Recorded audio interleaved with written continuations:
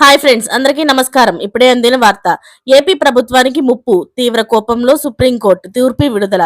ఈ విషయాలన్నీ తెలుసుకునే ముందు వీడియోని పూర్తిగా చూడండి. అప్పుడే మీకు పూర్తిగా అర్థమవుతుంది. అదే విధంగా చాలా మంది సబ్స్క్రైబ్ చేసుకోకుండా వీడియోని చూస్తున్నారు. దయచేసి సబ్స్క్రైబ్ చేసుకోండి. సబ్స్క్రైబ్ చేసుకోవడం వల్ల నేను చేసే ప్రతి వీడియో అప్డేట్ మీకు ముందుగానే నోటిఫికేషన్ రూపంలో వస్తుంది. అదే విధంగా లైక్ చేయడం మర్చిపోతున్నారు. దయచేసి లైక్ చేయండి. లైక్ చేయడం వల్ల ఇటువంటి ఇంపార్టెంట్ ఇన్ఫర్మేషన్ చాలా మందికి రీచ్ చేసిన వాళ్ళు అవుతాం. అలాగే కామెంట్ చేయడం మర్చిపోతున్నారు. దయచేసి కామెంట్ చేయండి. కామెంట్ చేసి మీ అభిప్రాయాన్ని అయితే ఏంటో తెలియజేయండి. ఇక లేట్ చేయకుండా వీడియోలోకి అయితే వెళ్ళిపోతాం. దేశంలో అన్ని ప్రభుత్వ ఆసుపత్రుల్లో పేదలకు ఉచిత వైద్యం అందిస్తున్న విషయం తెలిసిందే. అయితే ప్రతి 5 ఏళ్లకు ఒకసారి ప్రభుత్వాలు మారుతుండడం వల్ల వైద్య రంగానికి పెద్దపీట వేస్తున్నారు. అధిక నిధులు కేటాయిస్తున్నాయి.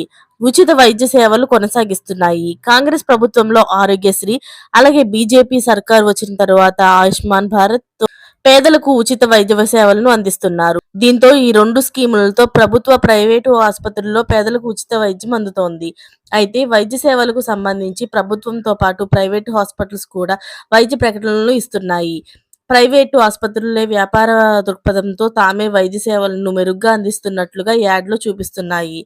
పేపర్, టీవీల్లో పాటు బస్సులు, ప్రభుత్వ ప్రాపర్టీల వద్ద కూడా ఈ యాడ్లు కనిపిస్తున్నాయి. వీటితో కొన్ని యాడ్లు తప్పుదారి పట్టిస్తున్నాయి. పైకి యాడ్ రూపంలో చెప్పేది ఒకటి, రోగులు అక్కడికి వెళ్ళిన తర్వాత జరుగుతుంది మరొకటి. దీంతో ఇండియన్ మెడికల్ అసోసియేషన్ అభ్యంతరం వ్యక్తం చేసింది.